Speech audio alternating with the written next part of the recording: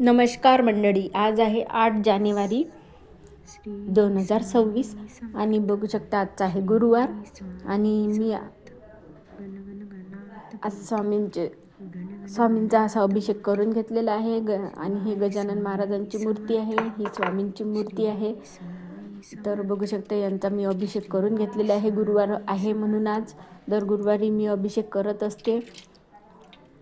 तर असा मी अभिषेक करून घेतला आणि त्याच्यानंतर म्हणजे सकाळी पूजा वगैरे करून घेतली आणि त्याच्यानंतर मी गेलेली होती किराणा आणायसाठी. मस्तपैकी किराणा आणला, तिकडून नाश्ता पण आणला, कचोऱ्या आणल्या होत्या. मी हे अशी पूजा करून घेतलेली आहे मी. आणि तिकडून येताना फुलं पण आणले होते. बघू शकता फुलांनी आपले देव किती मस्तपैकी छान दिसत आहे. फुलांनी किती सुशोभित वातावरण झालेलं आहे. खूप प्रसन्न वाटत आहे मस्तपैकी. आणि माळ वगैरे आरती वगैरे करून घेतली. त्याच्यानंतर मग मी किराणा आणायला आणलेला होता. नंतर मग 1-1:30 वाजला मला.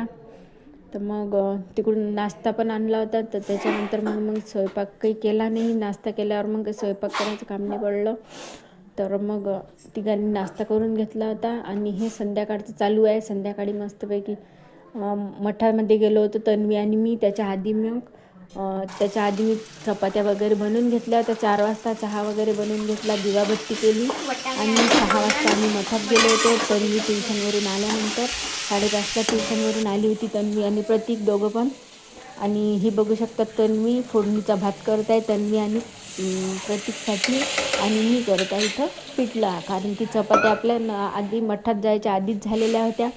आणि हा ब्लॉग मागे पुढे झालेला आहे. मठात गेल्याचा ब्लॉग मी म्हणजे आधीच गेली होती, पण हे स्वयंपाकाचा हा आधी आलेला आहे.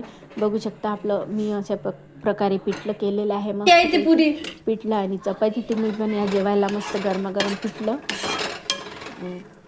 तर श्री स्वामी समर्थ आणि जय गजानन माऊली. तर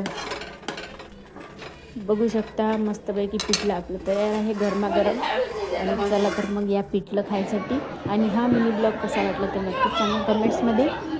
आणि हे बघू शकता मठामध्ये किती सुंदर अशा रांगोळ्या काढून घेतलेल्या होत्या फुलांनी.